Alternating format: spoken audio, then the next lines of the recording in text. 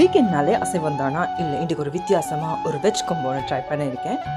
பருப்பையும் பசலைக்கீரையும் அரைச்சி போட்டு நல்ல ஒரு கிரேவியும். இன்றைக்கி முருங்கைக்காய் சீசன், ஸ்ரீலங்காவில் நல்ல முருங்கைக்காய் பால் கறி அண்ட் ஸ்பெஷலாக ஒரு மாங்காய் ஊறுகாய் செஞ்சுருக்கேன். டுடே தான் ட்ரை பண்ணேன், ரொம்ப நல்லாவே வந்திருக்கு. அண்ட் அதோட கூட சைவ மீன் ஃப்ரை, அதாவது வாழைக்காவோட மீன் மசாலாவை மிக்ஸ் பண்ணி ஃப்ரை பண்ணிங்கன்னா அவ்வளோ மீன் மாதிரிக்கே டேஸ்ட் ஒன்று வரும்.